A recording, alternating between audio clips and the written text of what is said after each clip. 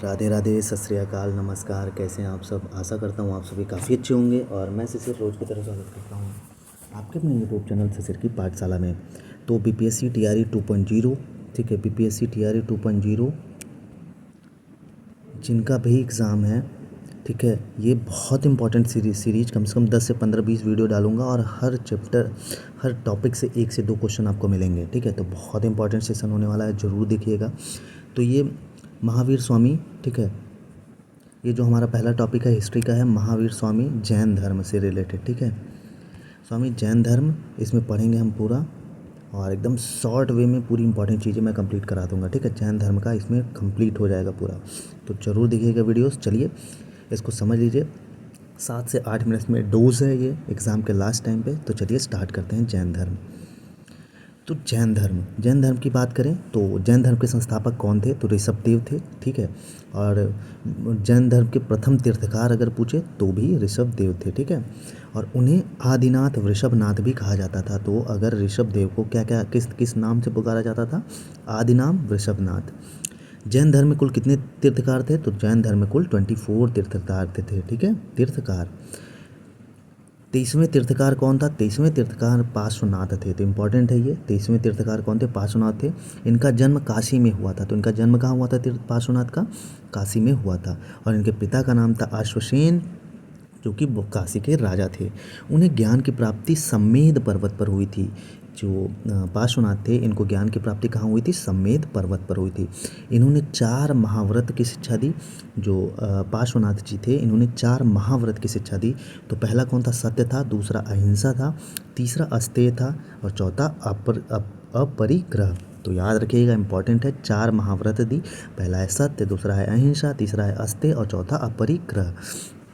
अब जैन धर्म के 24वें तीर्थकार की बात करें तो महावीर स्वामी हो जाते हैं।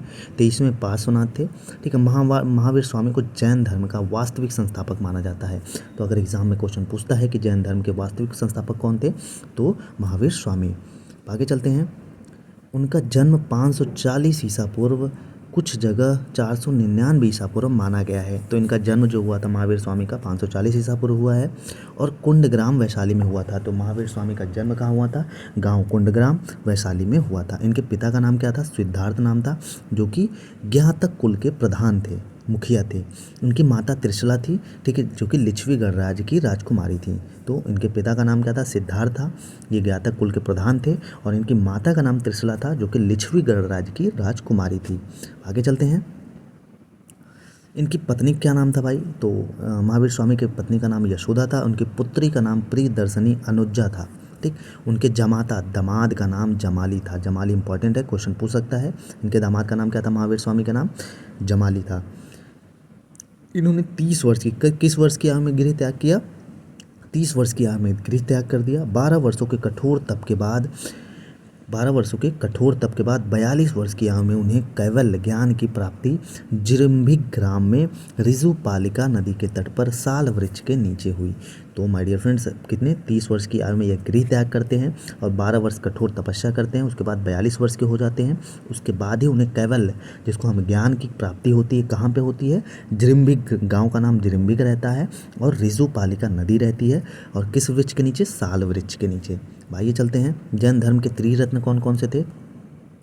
तो जैन धर्म की बात करें तो त्रिरत्न इनके थे सम्यक दर्शन, सम्यक ज्ञान, सम्यक आचरण। जैन धर्म के त्रिरत्न कौन कौन है? सम्यक दर्शन, सम्यक ज्ञान, सम्यक आचरण। अब जैन धर्म के 5 महाव्रत कौन कौन से हैं? आइए इसको देख लेते हैं।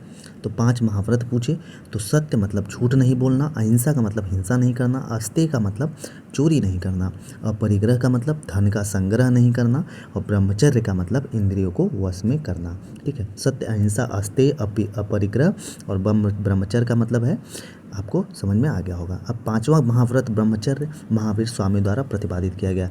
तो ये जो महाव्रत था 5, इसमें जो ब्रह्मचर्य वाला था वो महावीर स्वामी द्वारा प्रतिपादित किया गया था। अनेकांतवाद, स्यादवाद या सप्तभंगी ज्ञान सिद्धांत का संबंध जैन धर्म से है। तो अनेकांतवाद, स्यादवाद, सप्तभंगी ज्ञान, अगर ये सिद्धांत पूछे कि किससे संबंधित है तो जैन धर्म से संबंधित है। महावीर स्वामी ने अपना पहला उपदेश कहाँ दिया था? राजगृह में दिया था। तो महावीर स्वामी ने अपना पहला उपदेश कहाँ दिया था? राजगृह में। आगे चलते हैं। जैन धर्म एवं उनके प्रतीक। तो जैन धर्म के कुछ इंपॉर्टेंट प्रतीक थे, आइए इसको देख लेते हैं। तो प्रथम तीर्थकार कौन थे? ऋषभदेव, जिनका प्रतीक क्या था? बैल या वृषभ था। द्वितीय तीर्थकार अजीतनाथ, इनका हाथी था।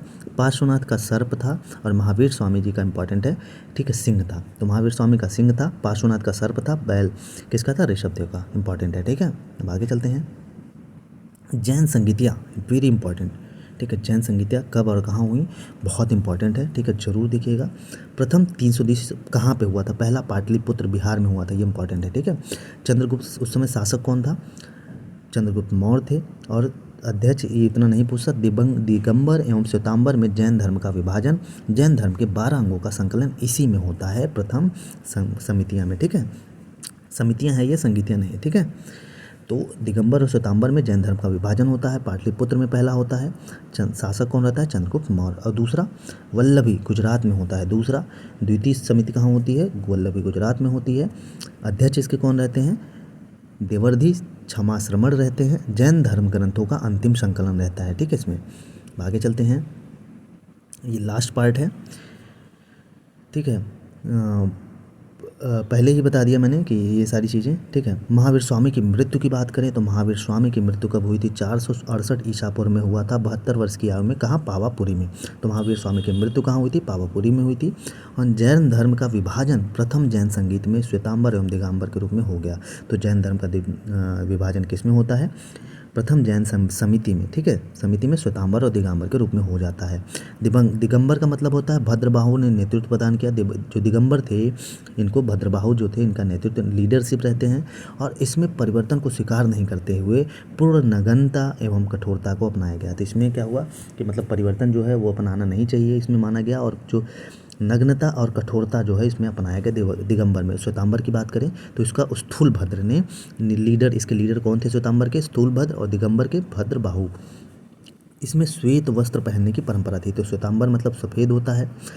यह दिगंबर की तुलना में कम कठोर था। तो जो दिगंबर कठोर था, ये कठोर नहीं था। इसमें परिवर्तन को स्वीकार किया गया है। तो I hope so my dear friends, Jain धर्म, महावीर स्वामी, इसमें हम लोगों ने बहुत अच्छे से कंप्लीट कर लिया। यहाँ से आपको 1 से 2 क्वेश्चन जरूर मिलेंगे, ठीक है। ये ऐसी सीरीज है कि क्वेश्चन यहाँ से टकराएंगे। तो चलिए इस वीडियो में यहीं तक। अगर कंटेंट अच्छा लगे तो चैनल को लाइक, शेयर, सब्सक्राइब जरूर करिएगा। फिर अगले टॉपिक में मिलते हैं, तब तक के लिए जय हिंद, जय भारत।